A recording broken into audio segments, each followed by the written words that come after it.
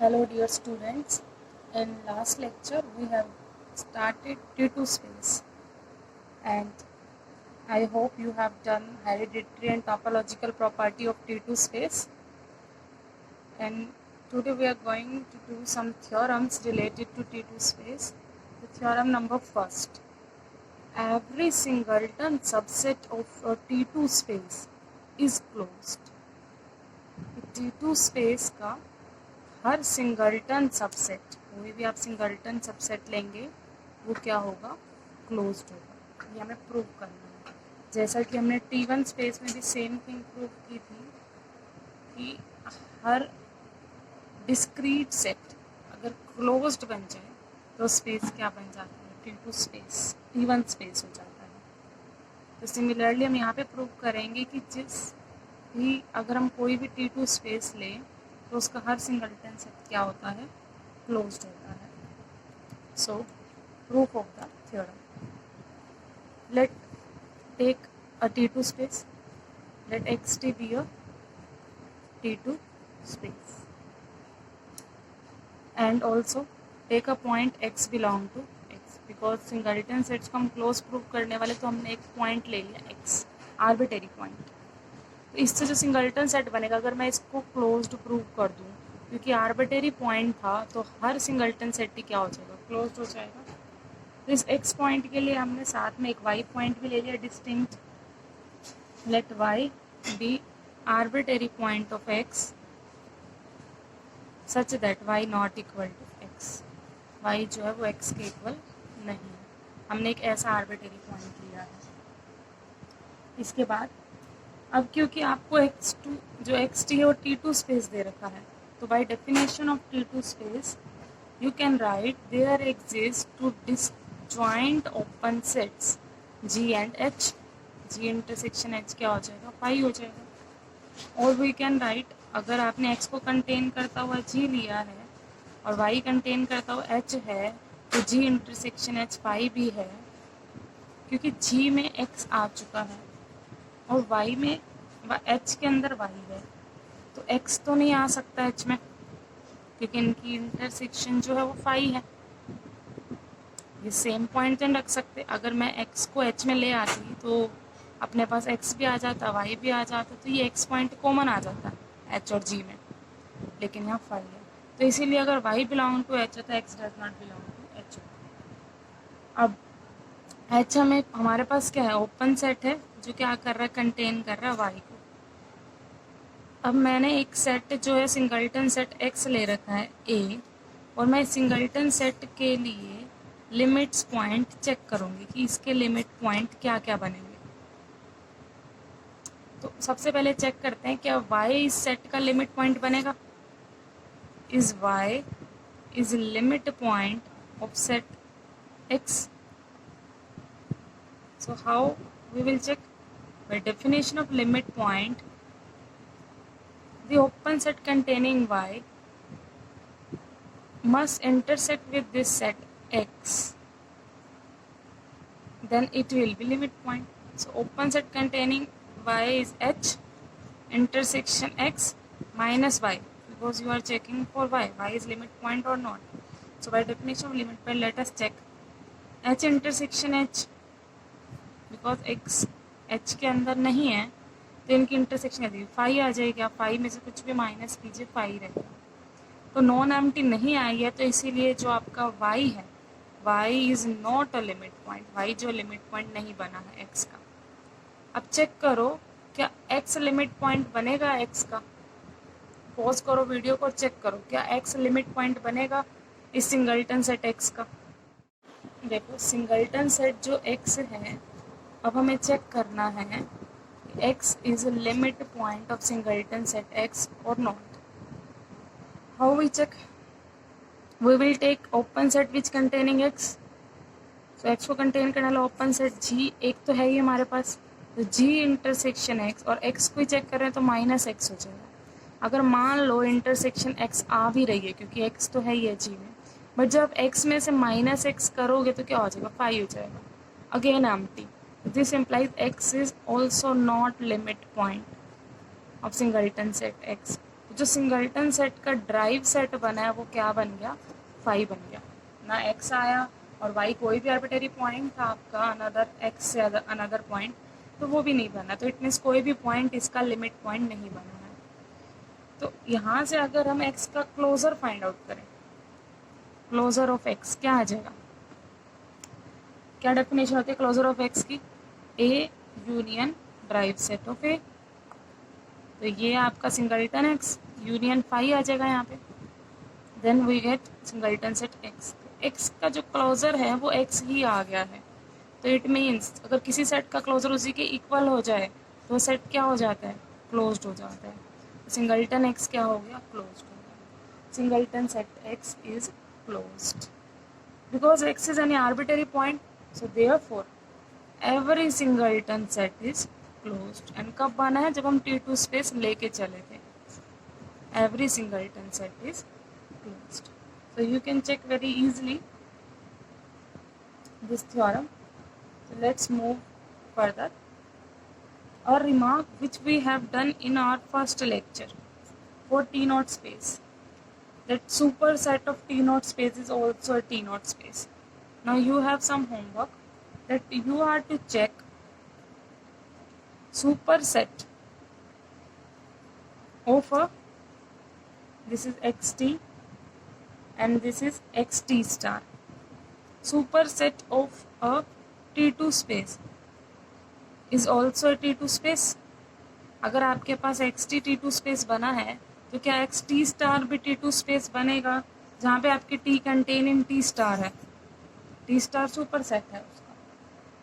देखो ऑब्वियसली बहुत इजी है, आप कर सकते हो इसको बहुत इजीली, ये बनेगा। आप इसको T1 स्पेस अगर लेके चल रहे हो तो इसके लिए 2 डिसजॉइंट सेट मिल जाएंगे।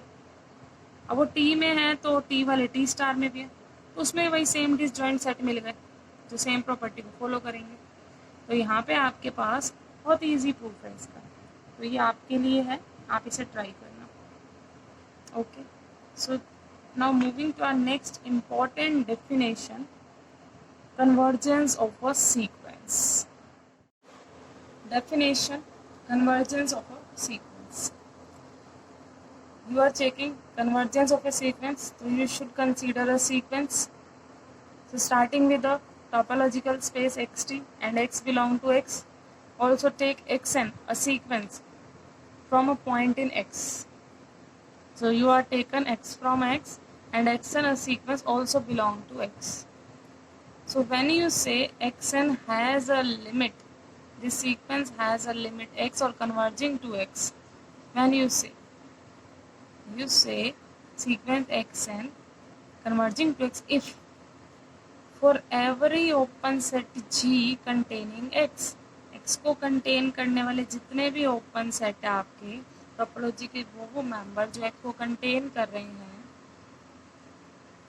उस ओपन सेट के अंदर आपने ओपन सेट ले लिए। अब उस ओपन सेट को चेक करो, क्या उस ओपन सेट के अंदर xn बिलोंग कर रहा है किसके लिए, for all n greater equal to capital N। और कैपिटल N क्या है, आपने एक इंटीजर एग्जिस्ट कराया है। इट मीन्स कुछ टर्म्स छोड़ के सीक्वेंस की आगे की सारी टर्म, आपने एक इंटीजर एग्जिस्ट कराया है, मान लो 5 एग्जिस्ट कराया, तो पहली 5 टर्म को छोड़कर x6 से लेकर आगे की सारी टर्म कहाँ जानी चाहिए, G के अंदर जानी चाहिए। हर ओपन सेट के लिए जो x को कंटेन कर रहा है, उस हर ओपन सेट में सीक्वेंस की इनफाइनाइट नंबर ऑफ टर्म्स आनी चाहिए। सीक्वेंस की कुछ टर्म्स को छोड़कर आगे की सारी टर्म G के अंदर आ जानी चाहिए। तो हम xn को क्या कहेंगे, कन्वर्जेंस टू x कहेंगे। For example take indiscrete topological space. Indiscrete topology, you know, containing phi or x only. Open set are phi and x only. So x be any set. So choose a point x belong to x. Any point x belong to x. Arbitrary point लिया है हमने, तो इसको contain करने वाला सबसे पहले हमें क्या देखना है, एक ओपन सेट देखना है। एक क्या, सारी ओपन सेट, तो इसमें तो एक ही ओपन सेट है, वो कौन सा, खुद x ही है। अब हमें देखना है उस ओपन सेट में क्या सीक्वेंस की टर्म्स आ रही हैं। अब सीक्वेंस भी तो हम x से ही लेके चलते थे, तो इसमें तो ऑलरेडी सारी टर्म्स आ ही रही हैं अपने आप ही। इसमें तो किसी भी इंटीजर को आपने छोड़ना ही नहीं पड़ा। n ग्रेटर इक्वल टू 1 ले लो, यहाँ पे there exist integer n is equal to 1 such that xn belong to x for all n greater equal to 1। इसने डेफिनेशन कंप्लीट की है। तो यहाँ पे जो भी आप सीक्वेंस ले रहे हैं xn से, वो हर बार कन्वर्ज कर रही है x पे, और x कोई भी आर्बिटरी पॉइंट था आपका, तो यहाँ पे जो सीक्वेंस है वो हर एक पॉइंट पे कन्वर्ज कर रही है। इंडिस्क्रीट में आपने जो भी सेट लिए हैं उसके हर पॉइंट पे कन्वर्ज कर रही है। तो जरूरी नहीं आपकी टॉपोलॉजिकल स्पेस में यूनिक लिमिट आए। जैसे कि आपने रियल में पढ़ा था कि एक सीक्वेंस की यूनिक लिमिट होती है, तब हम उसे कन्वर्जेंट बोलते हैं। कन्वर्ज कर रही है तो यूनिक लिमिट होती थी आपकी, वहाँ पे लिमिट एक ही होती है। लिमिट पॉइंट्स में नहीं हो सकते हैं, बट लिमिट एक ही होती थी आपकी रियल में। यहाँ पे टॉपोलॉजिकल स्पेस में क्या हुआ आपके पास, जो आपने इंडिस्क्रीट टॉपोलॉजी देखी है, वहाँ पे जो सीक्वेंस है हर पॉइंट पे कन्वर्ज कर रही है, किसी भी पॉइंट को उसने नहीं छोड़ा है। तो यहाँ पे क्या है, convergence to every point of X भी पॉसिबल है। अब बात है कि यूनिक लिमिट फिर कब होती है, रियल में वैसा क्यों हो रहा है। अगर आपको ध्यान हो तो रियल जो होता है, set of real usual topology form करती है। और यूजुअल टॉपोलॉजी आपने पढ़ा था, T2 स्पेस भी बना था। तो जब जब T2 स्पेस आप कोई भी लोगे ना, तो उस केस में आपकी जो कन्वर्जेंट सीक्वेंस होगी उसकी यूनिक लिमिट आएगी। तो नेक्स्ट थ्योरम आपकी यही है, इन अ T2 space a convergent sequence has a unique limit. Let us prove this theorem. Theorem is, in a Hausdorff space same as T2 space, in a Hausdorff space a convergent sequence has a unique limit.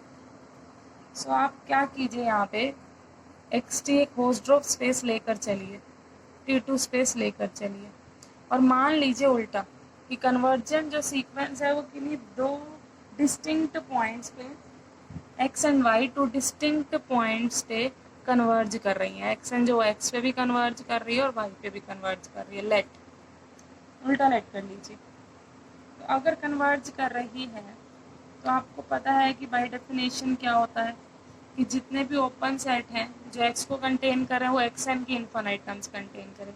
Similarly जितने भी open set है Y के, वो भी x N की जो terms contain करे, वो कुछ टर्म्स को छोड़कर बाकी सारी टर्म को कंटेन करे, जो डेफिनेशन कहती है। तो डेफिनेशन लगाने से पहले हमें ओपन सेट चाहिए। ओपन सेट कहाँ से आएंगे, क्योंकि T2 स्पेस हमें दे रखा है। तो T2 स्पेस की डेफिनेशन क्या होती है, by T2 space there exist two disjoint open set G and H belong to T such that G intersection H is equal to phi. To disjoint open set G intersection H is equal to phi such that x belong to G and y belong to H। तो हमें ये open set मिल गया G। अब जो open set होगा according to definition of convergence, उसके लिए हमें क्या मिलेगा, there exist a positive integer capital N1 से such that xn belong to G for all n greater equal to N1। Convergence की डेफिनेशन लगा दी। Similarly y belong to H के लिए लगाइए इस कन्वर्जेंस की डेफिनेशन कि देयर एग्जिस्ट पॉजिटिव इंटीजर से n2 this time such that xn belong to h। अब y को कंटेन करने वाला h ओपन सेट है for all n greater equal to n2। अब xn की इन्फानाइट टर्म g में भी जा रही है, h में भी जा रही है, n1 के बाद या n2 के बाद। तो आप क्या कीजिए, इन दोनों का मैक्सिमम ले लीजिए। Maximum, take maximum of n1 and n2 से एज n0। n0 मान लिया, तो ये दोनों अब क्या आपके पास कन्वर्ट हो गई हैं। हमारे पास कन्वर्ट हो चुका है कि xn belong to G for all n1 greater than n0, n greater than n0, और similarly xn belong to H for all n greater than n0। कैसे हुए, जो अगर n2 से सारी बड़ी टर्म्स ले ही रहा है तो n0 मैक्सिमम था, n0 n2 भी हो सकता है, n1 भी हो सकता है, जो भी बड़ा हो।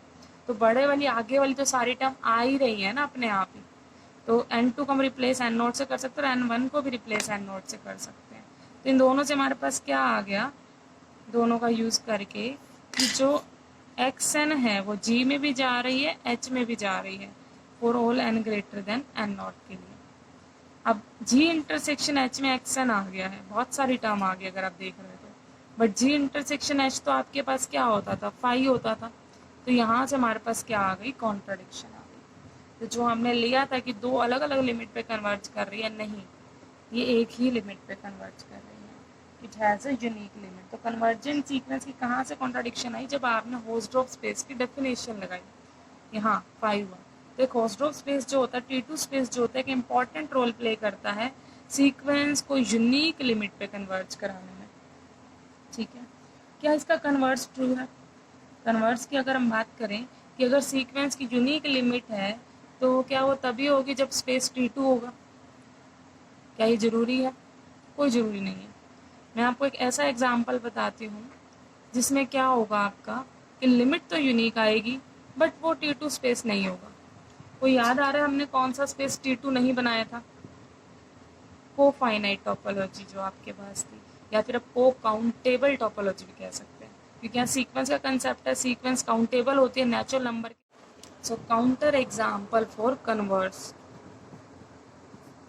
क्या करना है इसके अंदर, हमें एक ऐसा स्पेस लेना है जो यूनिक लिमिट पे तो कन्वर्ज करे बट नॉट T2 ना हो। तो उसके लिए हमने एग्जाम्पल क्या लिया है, को काउंटेबल टोपोलॉजी। तो को काउंटेबल टोपोलॉजी क्या होती है, जिसमें आप x तो लेके चलते हैं कोई भी अनकाउंटेबल सेट, और t क्या लेके चलते हैं आप यहाँ पे, एक तो फाई, और एक वो सारे सबसेट आएंगे x के जिनका कॉम्प्लीमेंट क्या है, काउंटेबल है, जिनका कॉम्प्लीमेंट क्या है, काउंटेबल है। ठीक है, तो कैसे स्टार्ट करेंगे हम, क्योंकि हमने यहाँ पे दिखाना कि होस्टोफ नहीं है। तो अब क्या कीजिए, यहाँ पे होस्टोफ नहीं है का मतलब क्या होता है कि उनकी जो इंटरसेक्शन वो डिसजॉइंट ना आए। तो हम यहाँ पे भी यही दिखाएंगे कि कोई दो नॉन एम्प्टी ओपन सेट मिल ही नहीं पाएंगे जिनकी इंटरसेक्शन क्या हो, नॉन एम्प्टी हो, सॉरी, जिनकी इंटरसेक्शन एम्प्टी हो। तो हमने क्या किया, let if possible G and H be two non empty disjoint, उल्टा ले लो कि हमें डिसजॉइंट सेट मिल रहे हैं। अब डिसजॉइंट सेट अगर मिल रहे हैं तो ये G और H कहाँ से बिलोंग कर रहे थे, T से बिलोंग कर रहे थे। अब T में तो वो सेट जाएंगे जिनका कॉम्प्लीमेंट क्या है, काउंटेबल है। तो यहाँ से x माइनस जी और x माइनस एच दोनों ही क्या बन गए, काउंटेबल। और countable union of countable set is countable, दो सेट की यूनियन करेंगे तो वो भी क्या हो जाएगा, काउंटेबल ही रहेगा। और इसी पर डी मॉर्गन्स लॉ लगाकर x माइनस जी इंटरसेक्शन h, वो भी काउंटेबल। और जी इंटरसेक्शन तो आप क्या लेके चले हो, डिसजॉइंट लेके चले हो, तो फाई, ये भी काउंटेबल। तो यहाँ से x ही क्या निकल आया, काउंटेबल।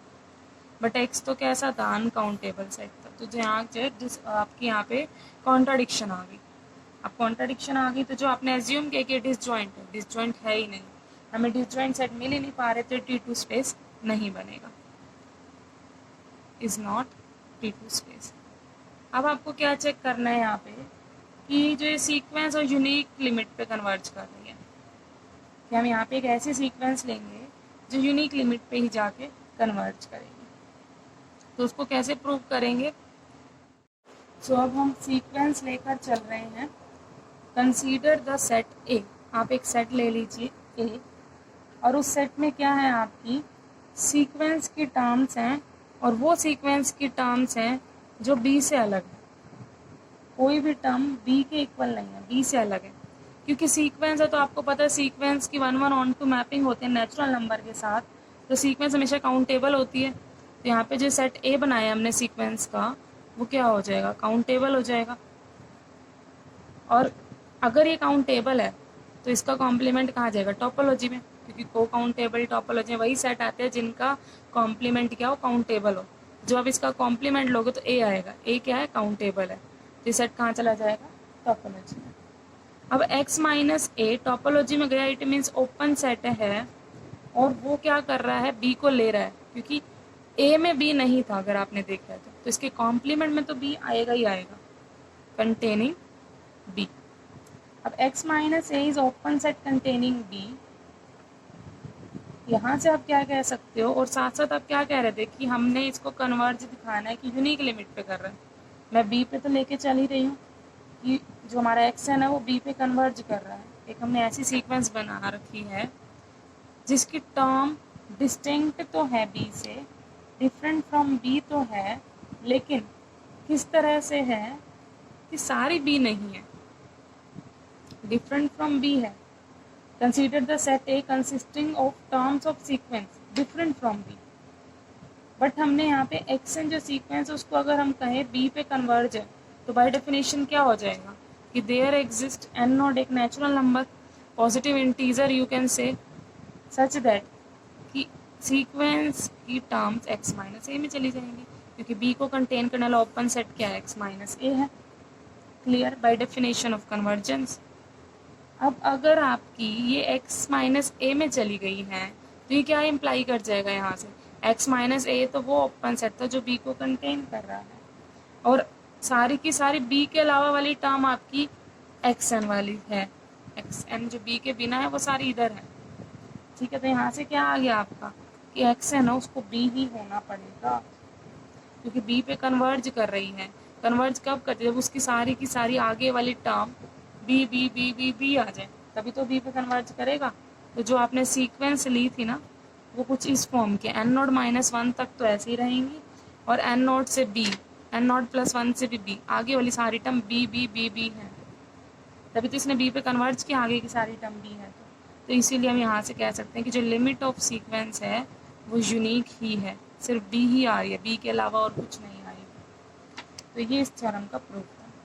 इसके कन्वर्स पार्ट का काउंटर एग्जांपल जो हमने दिया है वो काउंटेबल टोपोलॉजी का, कि यूनिक तो लिमिट है बट यहाँ पे जो हमारे पास T2 स्पेस नहीं बना है। इसके बाद दो थ्योरम और हैं छोटी छोटी आपकी T2 स्पेस की, बट वो थ्योरम्स का अभी यहाँ पे इफ़ एंड ऑनली इफ में नहीं है, उनका कन्वर्ट्स भी ट्रू हो जाएगा जब हम उसमें एक प्रॉपर्टी और ऐड कर देंगे फर्स्ट काउंटेबल स्पेस की, जो हमारा नेक्स्ट लेक्चर रहेगा फर्स्ट काउंटेबल स्पेस का, फर्स्ट एक्सियम स्पेस का। तो इन थ्योरम्स को हम वहाँ पे ही करेंगे। इसका जो फर्स्ट पार्ट है वो भी, फर्स्ट पार्ट में फर्स्ट काउंटेबल स्पेस का कहीं यूज़ नहीं होगा, बट जब हम कन्वर्ट्स प्रूव करेंगे उसी थ्योरम का तो फर्स्ट काउंटेबल स्पेस होना ज़रूरी है। तो यहाँ पे अभी वो थ्योरम सिर्फ आपकी इफ़ में है, इफ़ एंड ओनली इफ़ में आपकी बन जाएगी फर्स्ट काउंटेबल स्पेस में जाकर। तो उन दोनों थ्योरम को हम वहीं पर प्रूव करेंगे एक साथ ही, फर्स्ट पार्ट भी, नेसेसरी पार्ट भी और सफिशेंट पार्ट भी।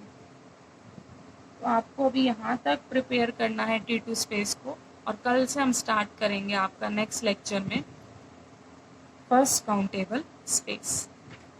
सो अब आपका जो सेक्शन है T0 T1 T2 space done हो चुका है। First countable space, second countable space, hereditary और सेपरेबल, ये 4 टॉपिक आपके और रहते हैं। सो आई होप 1 वीक में ये सब भी कवर हो जाएगा। So thank you.